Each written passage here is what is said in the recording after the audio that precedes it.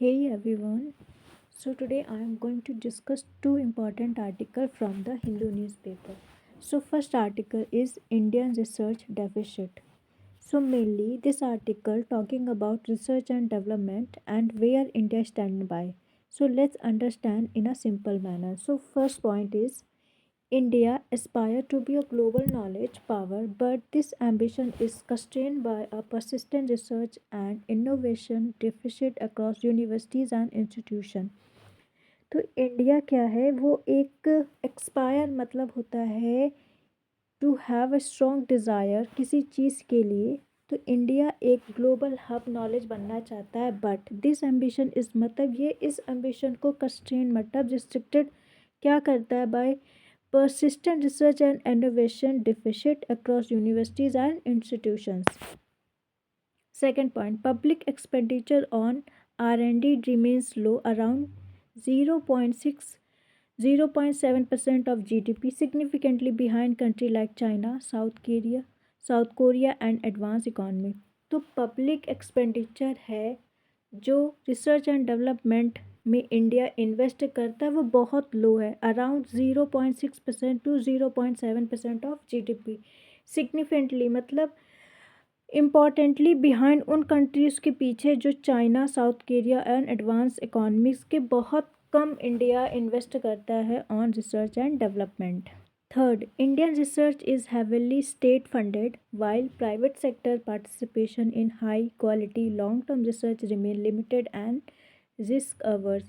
जो Indian research है वो हेविली किस पे है, स्टेट फंडेड है, और why private sector participation in high quality long term research remain limited और risk averse. Fourth point, university suffer from weak research ecosystem due to excessive teaching loads, inadequate funding, poor infrastructure and limited autonomy।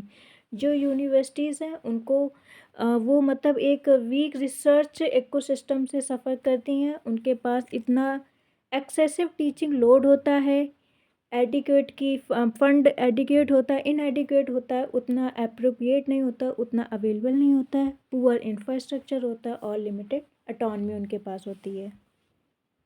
5 point, India's research output focuses more on incremental or applied work rather than high impact frontier और interdisciplinary research।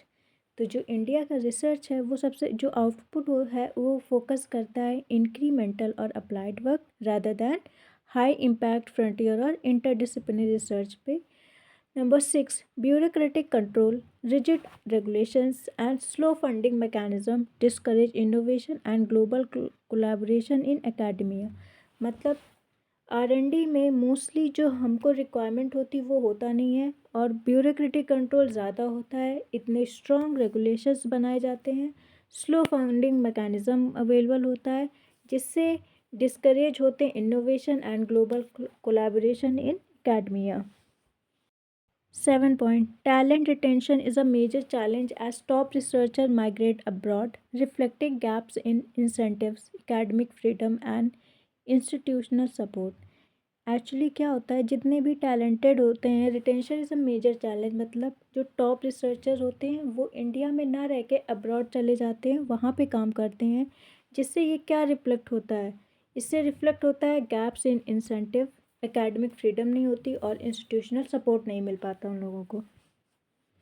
8 point, bridging the research gap require systematic reform, higher R&D spending, empowered universities, industry academia linkages and a culture that values curiosity driven research। मतलब इस research या जो gap है इसको कैसे कम कर सकते हैं, इसके लिए हमको सिस्टमैटिक रिफॉर्म करना होगा, हायर आर रिसर्च और डेवलपमेंट में स्पेंडिंग हमारी बढ़ानी पड़ेगी, एम्पावर करना पड़ेगा यूनिवर्सिटीज़ को और इंडस्ट्री अकेडमिया लिंकेज होनी चाहिए and culture that value curiosity driven research apply करनी होंगी। And the second article is open market operation. So what is open market operation? It refers to the buying and selling of government securities by the RBI in a open market to regulate liquidity। तो open market operation में क्या होता है, जो RBI होता है वो government की सिक्योरिटीज़ को खरीदता है और बेचता है। ये क्यों करता है?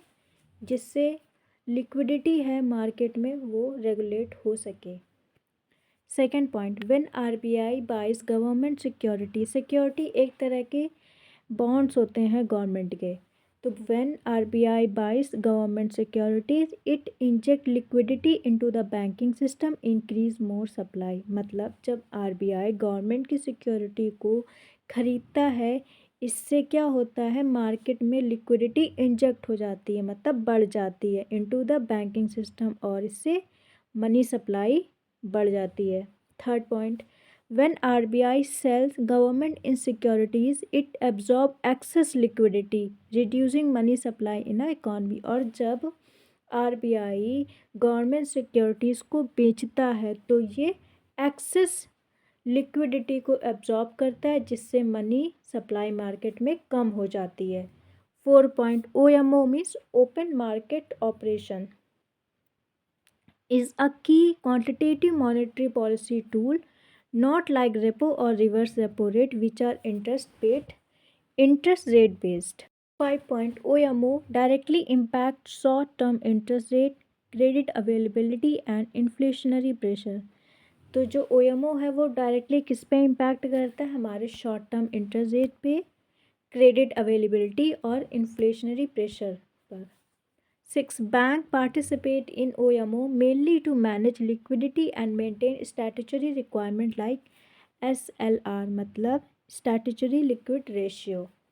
Number 7. RBI uses OMO alongside tools such as repo, reverse repo, CRR and STF to ensure monetary stability। तो RBI OMR के साथ साथ और भी ऐसे टूल यूज़ करता है जिससे मॉनेटरी या पॉलिसी में या मॉनेटरी मार्केटिंग में स्टेबिलिटी बने रहे। तो वो कौन कौन से टूल होते हैं? एक तो रेपो होता है, एक रिवर्स रेपो होता है, CRR होता है, SDF होता है, जिससे इंश्योर होता है मॉनेटरी स्टेबिलिटी।